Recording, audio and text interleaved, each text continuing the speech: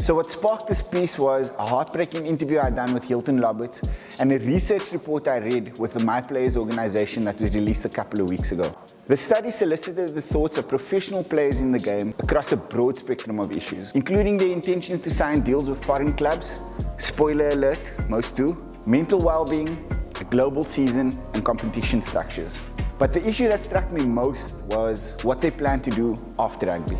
This issue resonated with me most because I just completed that interview with Roberts for SA Rugby magazine. This is not just any player. It's considered that he was one of the best junior international players in the world at one stage. He debuted for the Boks in 2006 and he played for a number of different franchises across his career. Today he's broke, dead broke.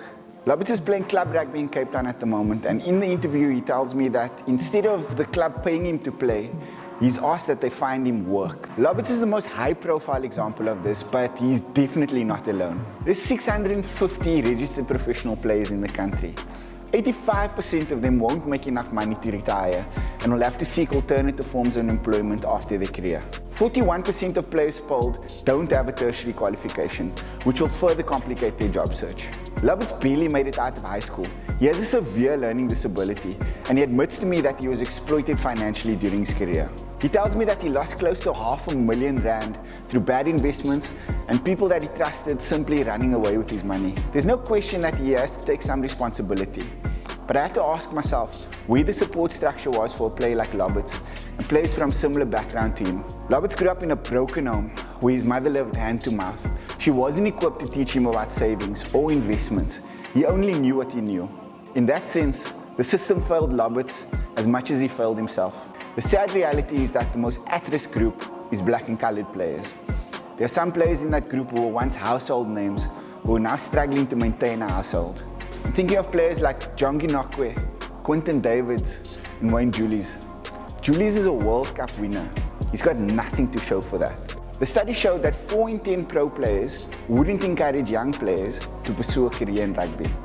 Imagine what it would say about the medical field if 4 in 10 doctors said, "Don't do this shit." There were other stats that worried me.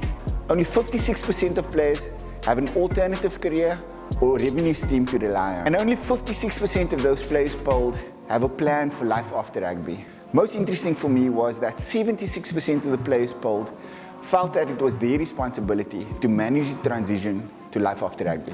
I agree, of course the bulk of the responsibility lies with the player. But if a professional team or organization benefits from your unique skill set, surely they have responsibility to give these players, especially the ones most at risk of ending with nothing, the tools to make the best financial decisions. There's plenty to celebrate in South African rugby at the moment, but we continue to fall short in this area. 10 years time, I don't want to be interviewing a player as high profile as Roberts once was and have him telling me he's broke. It's not right and should always be seen as a rugby tragedy.